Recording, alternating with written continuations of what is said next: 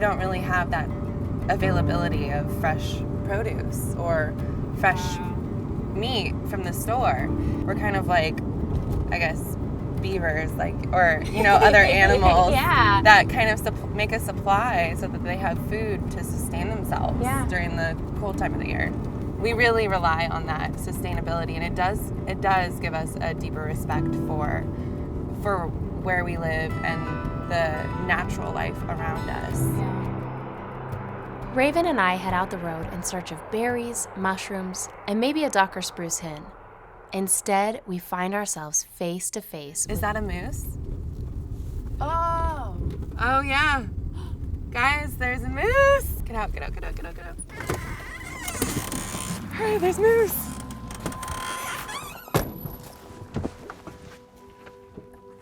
Oh my gosh. How amazing. This is just such a cool experience. Oh my gosh.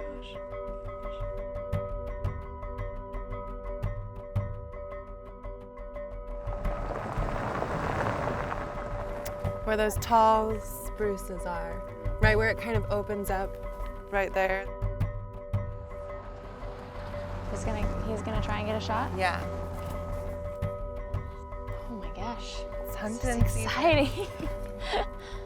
He's gonna get it. I'm having very conflicted feelings right now. This is gonna feed their family and many other people. It's just the circle of life, and I know a lot of people do have conflicting feelings about killing animals, but this is something that we've done for thousands of years, and for a very, very short time in this lifespan of humans being alive, that we've lost that going on the hunt. Yeah. It's important to know where your food is from. Yeah, I love that. Oh, come down there. He got his moose. Oh my gosh! He got it. Oh my gosh, I have just goosebumps all over. It's so awesome.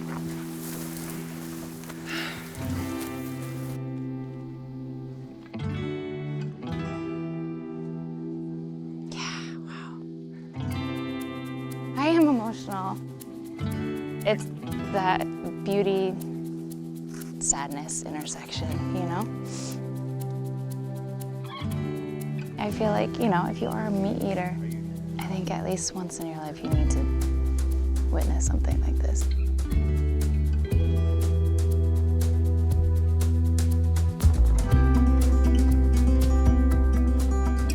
After spending the day with Raven, I'm overwhelmed by the wild bounty of food Cordova reveals to us.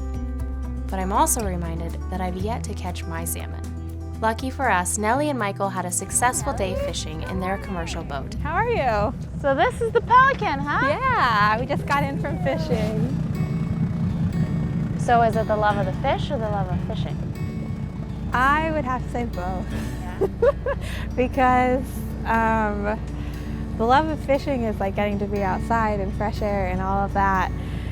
But you know, with fishing, you don't always catch the fish. Yeah. So you gotta love the fish too to stay out there. I know that feeling. Yeah, so take some of each. Yeah.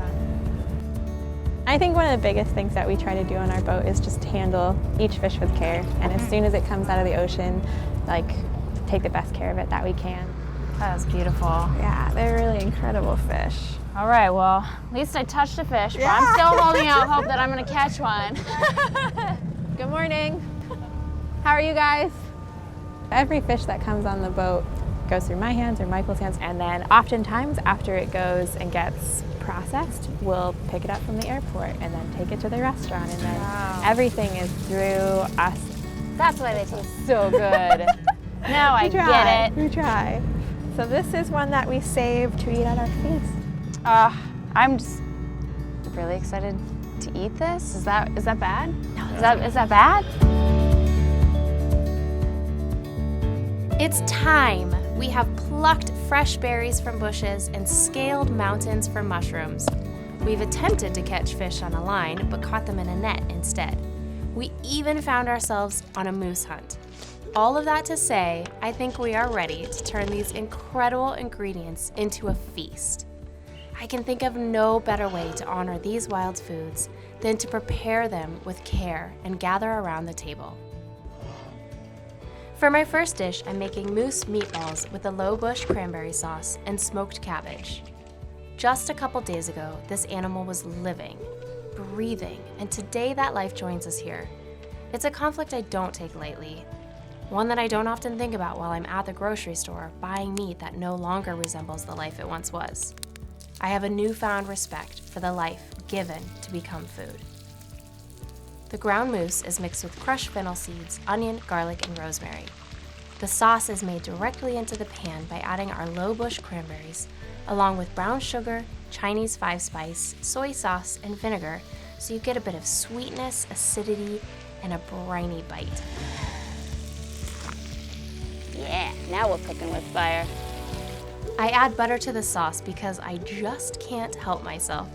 To serve, I quickly char quartered Napa cabbage, then add the meatballs and sauce directly over the top. Oh, that one's beautiful. And finish with a flurry of shaved pecorino and parsley.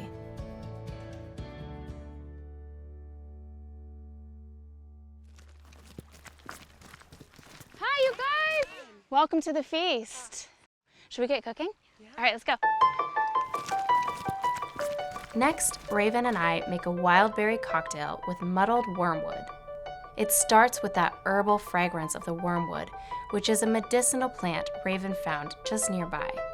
It's gently muddled with a bit of lemon and a wild berry liqueur made from nagoon berries and blueberries. That's all shaken until lightly frothed, then topped with Prosecco or champagne. We need a name for this. It's kind of like a little spritz. It's like the Yeah, Cordova like spritz. The Cordova spritz. There That's we go. a good one. I like it. Bringing people to the table is one of my greatest joys. Today at the table, we are joined with a few locals who all share a passion for this beautiful community. Cheers, everybody. I'm eager to serve them and together celebrate this remarkable place.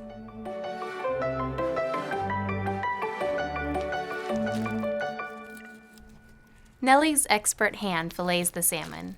It's seasoned with a bit of salt, then laid over the fire. For the first fillet, Nellie sautés a few king boletes she found in the woods just on her way to dinner. With plenty of meat still on the carcass, Nellie grills the whole fish, then tops with preserved lemon and a simple herb sauce of grilled lemon, roasted garlic, parsley, and rosemary.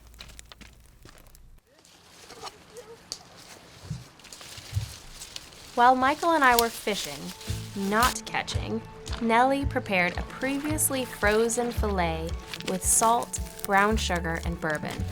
A few days in the fridge, and we have salmon lox.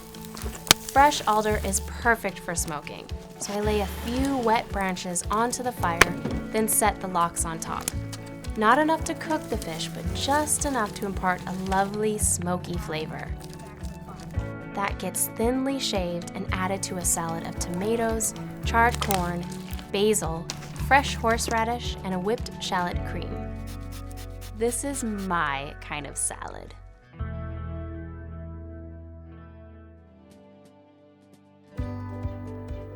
Next, Raven turns our incredible chicken of the woods mushrooms into a delicious pizza.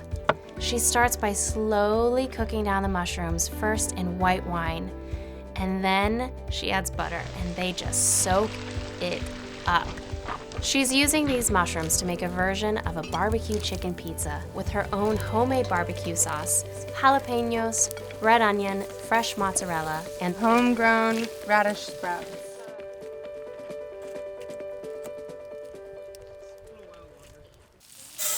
For dessert, I make a version of a family favorite, rice pudding, or as we always called it as kids, milk rice. Here I use wild rice that I toast in butter, then add vanilla and cinnamon. The rice simmers in milk until tender. A simple sauce of nagoon berries and an edible fireweed flour finish the dish. We come to the table as strangers and leave as friends. That's the magic of the table, and it leaves me feeling full in every sense of the word. Thank you for sharing this incredible place with us, and let's eat.